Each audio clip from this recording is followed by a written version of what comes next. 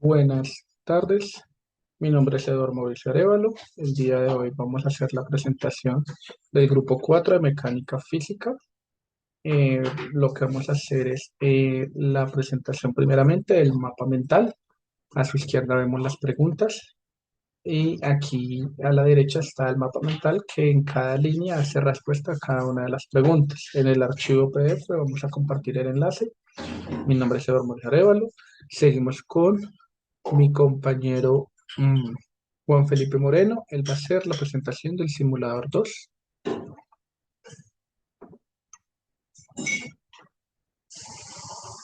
Hola, buenos días. Mi nombre es Juan Felipe Moreno y vamos a dar respuesta a las siguientes preguntas de acuerdo a esta simulación que es la número uno. En el simulador uno estamos trabajando con el movimiento de un proyectil. La primera pregunta es cómo se relaciona el movimiento horizontal en un tiro parabólico con el movimiento rectilíneo uniforme. Entonces acá tenemos un lanzamiento de un proyectil, ¿sí? Con una rapidez inicial de 15 metros segundo.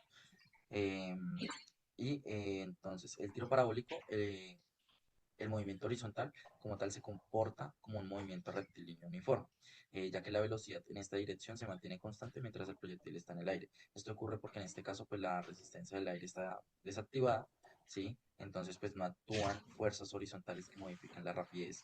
Entonces aunque la calabaza sube y baja por la acción de la gravedad en el eje vertical, en el eje horizontal avanza siempre la misma distancia en cada intervalo de tiempo. Entonces digamos entre este intervalo y este intervalo, ¿sí? Hay una distancia recorrida, pero vamos a notar que entre este punto y el siguiente punto vamos a tener la misma distancia. Entonces vamos a hacer rápidamente la diferencia de esa distancia. Entonces tenemos el primer punto que es 15,59 menos el siguiente punto que serían 16,89.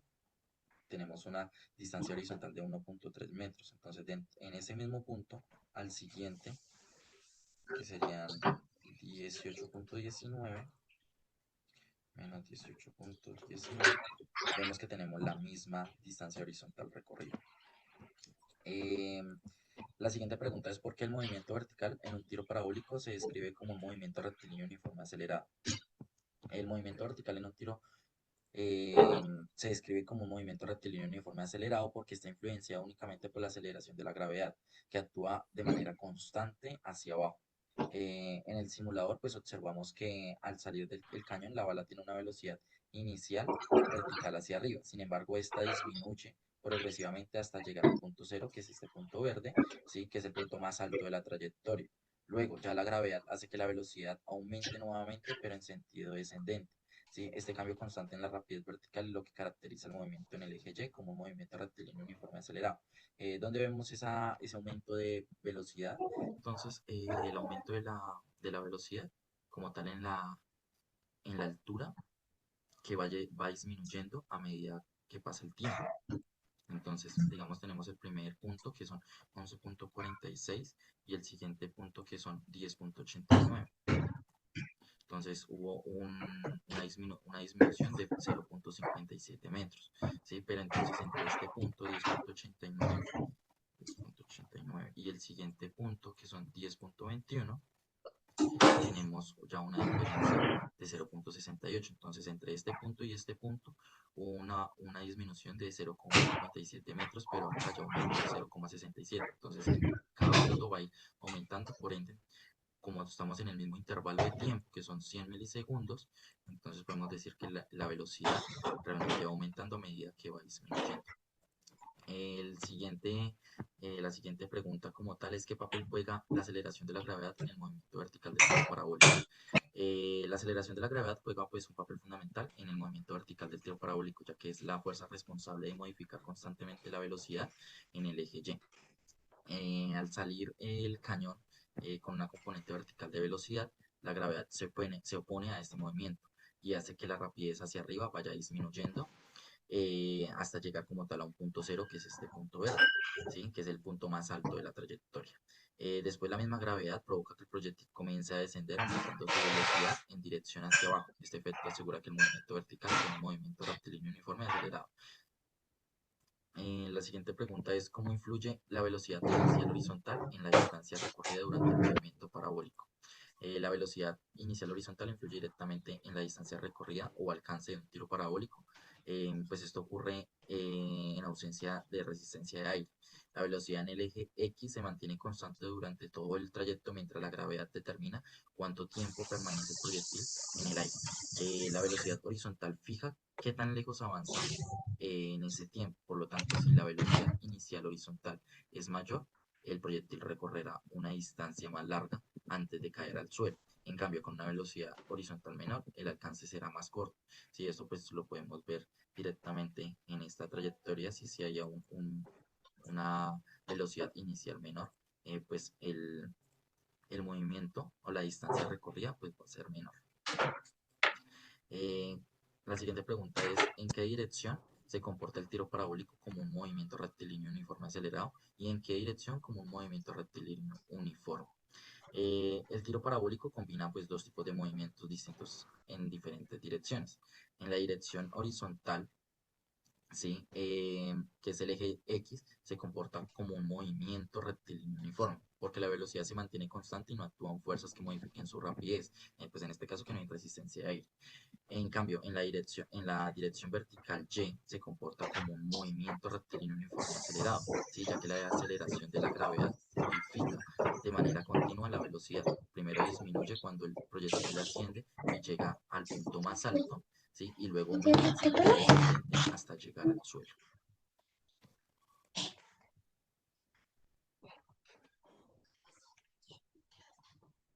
Bueno, entonces ahora vamos a ver la presentación de nuestro compañero Alejandro Castro Sánchez con el simulador 2.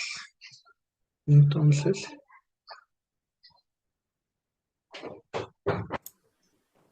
Buenas tardes, mi nombre es Alejandro Castro y voy a...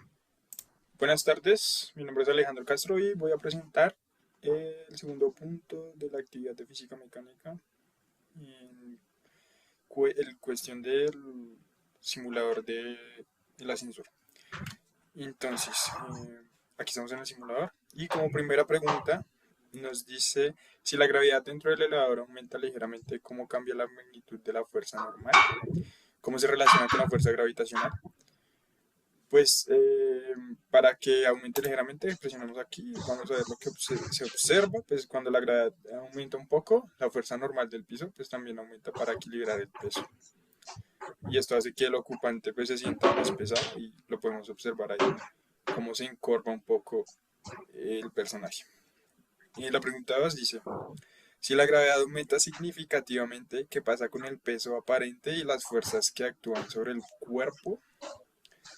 Para que aumente significativamente, pasamos acá. Y vamos a ver qué puede pasar, que es como lo mismo, pero pues más contundente. Vemos el peso, cómo afecta a nuestro personaje. Cuando la gravedad es mucho mayor, pues el peso aparente aumenta de forma notable. Y la fuerza gravitacional es mucho más grande. El ocupante se siente como si fuera aplastado contra el piso. Y la pregunta 3. Si la gravedad reduce paulatinamente, ¿cómo se modifica la fuerza del piso y la sensación del peso? Eh, para que se reduzca paulatinamente, presionamos aquí. Y al disminuir la gravedad de la fuerza normal, también disminuye. Esto significa que el ocupante siente menos peso, como si fuera más liviano. Pues lo contrario a estos de arriba. Pregunta 4. Cuando la gravedad es apenas mayor que cero, ¿qué tipo de fuerzas experimentan los ocupantes? ¿Cómo afecta la interacción normal-gravedad? Pues en esta condición, vemos acá, cuando es cero, en esta condición la fuerza gravitacional es casi nula, por lo que la fuerza normal pues casi desaparece. Y vemos cómo nuestro personaje flota, no, el ocupante no tiene contacto con el piso. Pregunta 5. ¿Qué sucede con la fuerza normal cuando la gravedad es cero? ¿Qué movimiento describe el ocupante? Pues cuando la gravedad es cero, ya lo podemos ver. Gravedad cero, pues no existe fuerza normal porque no hay peso. El ocupante queda en ingravidez y flota dentro del elevador. Pregunta 6. En condiciones de gravedad cero, ¿cómo describimos la relación entre la inercia y las fuerzas? Bueno, pues en este caso, el ocupante conserva su estado de movimiento por inercia. No hay fuerzas externas actuando hacia abajo, por lo que cualquier empuje o movimiento se mantiene indefinidamente. Y la pregunta 7 dice si la gravedad se vuelve negativa, ¿hacia dónde apunta la fuerza gravitacional?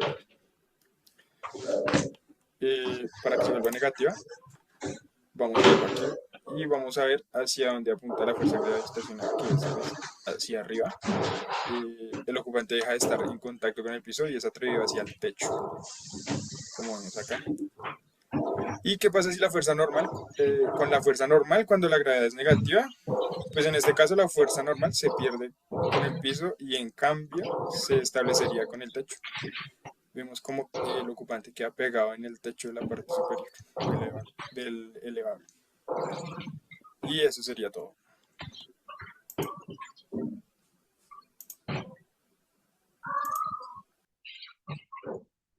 Vale, ahora seguimos con la última presentación, que es de nuestro compañero David Agreo.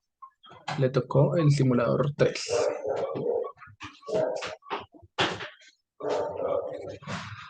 Hola, buen día, mi nombre es David. Hola, buen día, mi nombre es David. En este momento voy a explicar el simulador 3 con cada una de sus preguntas que aparecen en la actividad. Entonces, la primera pregunta que aparece es, ¿por qué la persona dentro del autobús ve que la esfera se mueve hacia atrás cuando el autobús acelera hacia adelante? ¿Qué sucede? Cuando el autobús va hacia adelante, la esfera por inercia tiende a permanecer en reposo o en su anterior estado de movimiento respecto al suelo, que es el sistema inercial. Pero la persona dentro del autobús está en un sistema de referencia de aceleración, o sea, está dentro del sistema. Por lo tanto, no tiene inercia. Desde el punto de vista como el piso del autobús avanza bajo la esfera, parece que la esfera se mueve hacia atrás. Vamos a ver el ejemplo en la simulación. Si vemos en la parte de arriba parece como si la esfera corriera hacia atrás en la vista del niño, pero si vemos la vista que tiene la niña en la parte de abajo, vemos que la esfera siempre se mantiene al lado de ella. Cuando está acelerando, entonces vemos que se mantiene en su estado de reposo. Pero en la perspectiva del niño, ya que está dentro del sistema, se ve como si fuera hacia atrás. Segundo punto. ¿Cómo explica la inercia el hecho de que la persona fuera del autobús ve que la esfera se mueve hacia adelante cuando el autobús se detiene? Eso tiene algo que ver con lo que mencioné en el punto anterior, y es que el objeto, en este caso el círculo, trata de mantener su estado anterior. Entonces hay un cambio en el sistema inercial, el cual pasó de avanzar a frenar. Entonces la velocidad que se tiene la variación, pero el objeto mantiene la misma fuerza. Por eso se ve que cuando frena, el objeto tiene su velocidad anterior y se ve el desplazamiento hacia adelante. Vamos con la siguiente pregunta. Desde el punto de vista de la persona dentro del autobús, ¿la esfera realmente se mueve hacia atrás o es el autobús quien se está moviendo con respecto a la esfera? Desde el punto de física, desde el punto de vista de la física absoluta del sistema inercial, el autobús se mueve con respecto a la esfera. La esfera mantiene su estado de movimiento por inercia. Entonces, desde este punto de vista, la persona dentro del autobús, ella percibe que la esfera se mueve hacia atrás, pero su sistema inercial es la que hace ver ese movimiento. Vamos con el punto 4. ¿Cómo se puede relacionar el movimiento de la esfera con el principio de inercia de los dos escenarios, aceleración y frenado del autobús? El principio de la inercia dice que un objeto permanece en reposo, es un movimiento rectilíneo, o sea, tiene una línea uniforme, eh, al menos de que una fuerza neta actúe sobre él. En el simulador podemos ver un claro ejemplo de que la esfera se ve como retrocede desde el punto de vista del niño, pero al momento de chocar con la parte trasera, la puerta hace una fuerza, ¿sí? Ejerce una fuerza neta, o sea, es una fuerza real, no es por inercia. Y ahí vemos el tema de la aceleración. Lo mismo pasa cuando el autobús frena. Cuando vemos que frena, choca con la parte delantera, donde está el piloto, y hace el mismo efecto que cuando aceleró. Entonces ahí podemos ver cómo la pelota frena. 5. ¿Por qué la esfera no parece moverse por la persona que la observa desde fuera del autobús, manteniendo una velocidad constante? Como se había explicado en los puntos anteriores, vemos que en la parte de abajo, la vista de la niña, ella ve que la esfera se mantiene, teniendo en cuenta que la esfera empieza desde un estado de reposo y es el vehículo el que tiene la aceleración. Y al tener eso, la niña percibe que la esfera se fue cuando el círculo de la esfera golpea en la parte trasera y se ejerce una fuerza neta, una fuerza que es correcta en el momento de la puerta y se va con la parte de pues, el resto del autobús. Que igualmente pasa de igual manera. Pues por eso es por la velocidad constante. Eh, Esto sería todas las explicaciones del simulador 3, cada uno de los 5 puntos que se preguntaban. Y sería todo. Muchas gracias. Bueno, esta fue la explicación de los tres simuladores, la presentación del mapa mental y en el PDF que vamos a juntar van a quedar los dos enlaces, el enlace del mapa mental y el enlace del video completo. Muchas gracias. Una feliz tarde.